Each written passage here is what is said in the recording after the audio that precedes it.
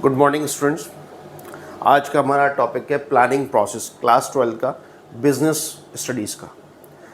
जितने भी प्रोसेस हैं पूरे बिजनेस स्टडीज़ में सारे इंपॉर्टेंट हैं। कोई ना कोई हर साल बोर्ड में ज़रूर आता है। हो सकता है कि इस बार ये बोर्ड में आ जाए, ठीक है। अगर ये इस तरीके से बोर्ड में नहीं आया तो केस स्टडी बोर्ड में आएगी। मतलब प्रोसेस जितने भी हैं, चाहे वो प्रोसेस हों चाहे वो एलिमेंट्स हों, कहीं ना कहीं वो बोर्ड पर डायरेक्टली पूछे जाते हैं। और स्कोरिंग कह सकते हो टॉपिक्स हैं जिसको आप आसानी से याद कर सकते हो, ठीक है। तो अभी हम इसको डिस्कस करते हैं यहाँ पर।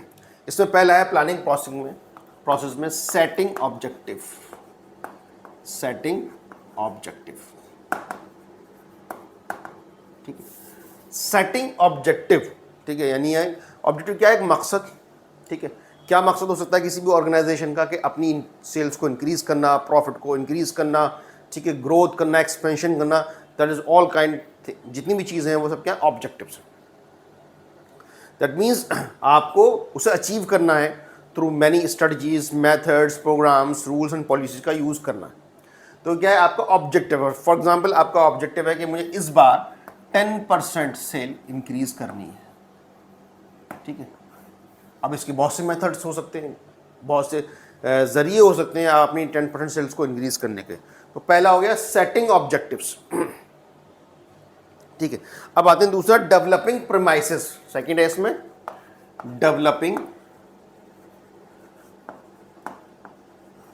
प्रीमाइसेस, ठीक है। क्या इसमें देखेंगे? अजम्पशंस देखेंगे। अजम्पशंस, ये जो टर्म्स हैं बहुत, ये सबसे इंपॉर्टेंट चीजें हैं इसके अंदर। अजम्पशंस, क्या क्या हो सकता है और क्या क्या नहीं हो सकता, ठीक है। वो चीज़ें हम कंसीडर करेंगे, यानी वो सारी चीज़ों को हम हाईलाइट करेंगे जो इसमें हम हो सकती हैं कि हम किस तरीके से 10% सेल्स को इंक्रीज करें। अजम्पशंस क्या क्या हो सकते हैं, ठीक है, फ्यूचर में, ताकि हमारे जो प्लान्स हैं वो अच्छे बन सकें। That is called developing premises. कौन कौन सी कंडीशन हम फेस कर सकते हैं फ्यूचर में, क्या क्या परेशानियां आ सकती हैं, वो सारी चीज़ें इसके अंदर होंगी डेवलपिंग प्रीमाइसेस के अंदर। और वो हम सब चीज़ें नोट डाउन करेंगे, उस पर फिर हम काम करेंगे, ठीक है। अब नेक्स्ट आता है listing the various alternatives. Listing the various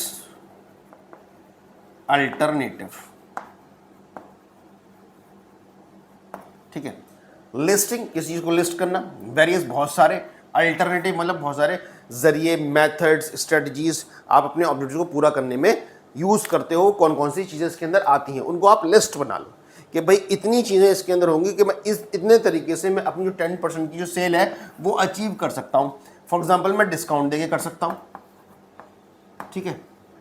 मैं एक के साथ एक फ्री देके कर सकता हूं, ठीक है। मैं क्वांटिटी को इंक्रीज करके कर सकता हूं, मैं एडवर्टाइजमेंट ज़्यादा करके अपनी सेल्स को इंक्रीज कर सकता हूं। तो वो सारी चीज़ें जिससे आप कह रहे हो, अज्यूम कर रहे हो कि इस चीज़ों से मेरी सेल्स इंक्रीज हो जाएगी, उनको लिस्ट कर लेना, बना लेना। जब बना लोगे आप उस चीज़ को, फिर उस पर काम करोगे इवैल्यूएटिंग में, इवैल्यूएटिंग ऑफ डिफरेंट अल्टरनेटिव्स।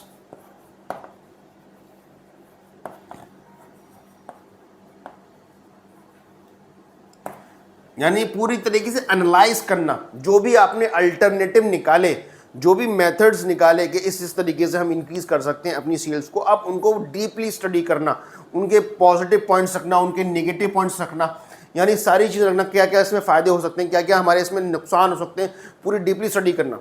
कि अगर हम ये पॉलिसी स्टार्ट करते हैं तो हमारे इसमें क्या फ़ायदे होंगे, अगर ये वाली पॉलिसी स्टार्ट करते हैं तो हमारे उसमें क्या नुकसान होंगे। फॉर एग्जांपल अगर हम डिस्काउंट देते हैं तो उसमें हमारी कितनी % सेल्स इंक्रीज हो सकती है, किस किस प्रोडक्ट पर हमें डिस्काउंट देना चाहिए, वो सारा चीज़ें इसमें हम डिस्कशन करेंगे, पूरा डीपली स्टडी करेंगे, evaluating the alternative, different alternatives, ठीक है। अब आता है इसके अंदर सिलेक्टिंग एन अल्टरनेटिव, फिर है सिलेक्टिंग एन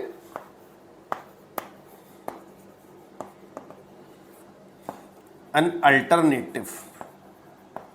अल्टरनेटिव, अब सिलेक्ट करना है, आपने जो भी अल्टरनेटिव चूज किए हैं उसमें से सिलेक्ट करना है।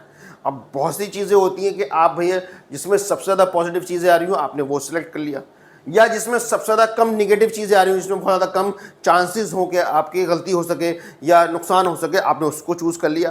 यानी वो चीज़ें आपके ऊपर डिपेंड करती हैं कि आप उसकी पॉजिटिव वाली चीज़ों को ज़्यादा देख रहे हो या नेगेटिव वाली चीज़ों को देख रहे हो। तो आपके पास दोनों तरीके हैं कि आप जिसमें ज़्यादा प्रॉफिट हो रहा हो, ज़्यादा पॉजिटिविटी हो, आप उसको सिलेक्ट कर लो, या जिसमें सबसे कम निगेटिविटी हो आप उसको सिलेक्ट कर लो। तो ये आप चूज़ कर लीजिएगा, आप नेगेटिव पॉइंट्स पे फोकस करो या पॉजिटिव पे।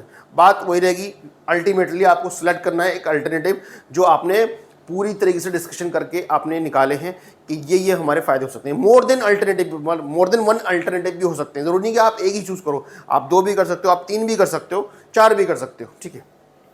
नेक्स्ट है इम्प्लीमेंटिंग या इम्प्लीमेंट द प्लान्स, ठीक है। अब एक तरीके से जो भी चीज़ें आपने सेलेक्ट करी हैं अब तक, ऑब्जेक्टिव सेलेक्ट किया, फिर डेवलपिंग प्रोमाइसेस किया, ज्यूम करके मान के चला, फिर आपने लिस्टिंग द वेरियस अल्टरनेटिव करा, फिर आपने इवैल्यूएटिंग डिफरेंट अल्टरनेटिव करा, फिर आपने सिलेक्टिंग अल्टरनेटिव करा, फिर आप उन सारे प्लान्स को, उन सारी चीज़ों को इम्प्लीमेंट, लागू, स्टार्ट, इनिशिएट करके देख रहे हो कि देखिए होता क्या है एक्चुअल मार्केट में जाके, होता क्या है, कंडीशंस क्या है कि फेस क्या करेंगे हम। तो आपने ऐसे डेमो भी कर सकते हो, आप उसे स्टार्ट भी कर सकते हो थोड़ी देर, तो आपको एक्चुअल कंडीशन निकलेगी मार्केट में जाकर के हमने जितने भी प्लान्स करें, डिस्कस करें कि उसका वाकई क्या इंप्लीमेंट हो रहा है मार्केट के अंदर, क्या नहीं हो रहा। और लास्ट में आता है फॉलो अप एक्शन। क्या आता है? फॉलो अप एक्शन, ठीक है। लास्ट फॉलो अप एक्शन का मतलब है जितने भी हमने चीज़ें डिस्कस करी अब तक की, हम अगर हमें पॉजिटिव रिजल्ट मिल रहा है तो वेरी गुड, अगर हमें नेगेटिव रिजल्ट मिल रहा है तो हमें हर चीज़ को दोबारा से कंसीडर करना है, दोबारा से देखना है, दोबारा से एनालाइज करना है, और हमसे कोई मिस्टेक हुई है उस पर हमें काम करना है। That is follow up action है। आप ये कह सकते हो जैसे फीडबैक पार्ट, कि जब हम पढ़ा चुके होते हैं, हम बच्चों से पूछते हैं कि किसी को कोई problem, same kind of thing है कि जब हमारा सब कुछ हो गया तो उसमें हम देखते हैं कि हमें कोई परेशानी तो नहीं हुई, अगर कोई है हमारी सेल इंक्रीज हो रही है, डिक्रीज हो रही है, हमारी एक्चुअल परफॉर्मेंस निकल के आ जाएगी, और अगर हमारी पॉजिटिव है तो वेल एंड गुड, अगर हमारी नेगेटिव आ जा रही है तो हमें फिर दोबारा से सोचना पड़ेगा, दोबारा से प्लानिंग करनी पड़ेगी, दोबारा से ऑब्जेक्टिव सेट करने पड़ेंगे। Everything should be decided from the initiate process, ठीक है। तो आपको ये सारा चीज़ें दोबारा से करनी पड़ेंगी। ये थे प्लानिंग प्रोसेस, और इसको आप अच्छे से याद करिए, किसी भी शॉर्ट फॉर्म में याद कर सकते हैं, चाहे आप सेटिंग ऑब्जेक्टिव एस ले सकते हैं, डी ले सकते हैं developing promises, L listing the various alternative ले सकते हैं, इवैल्यूएटिंग ई ले सकते हैं, और सिलेक्टिंग अल्टरनेटिव दोबारा ले सकते हैं, और implementing and follow up action ले सकते हैं, ठीक है। तो S D L E C I F जो भी आप इसकी शॉर्ट फॉर्म बना सकते हैं, आप बना लीजिएगा आप याद करने के लिए, और सीक्वेंस में ही होने चाहिए प्लानिंग प्रोसेस, या कोई भी प्रोसेस सीक्वेंस में ही होने चाहिए। Okay, thank you.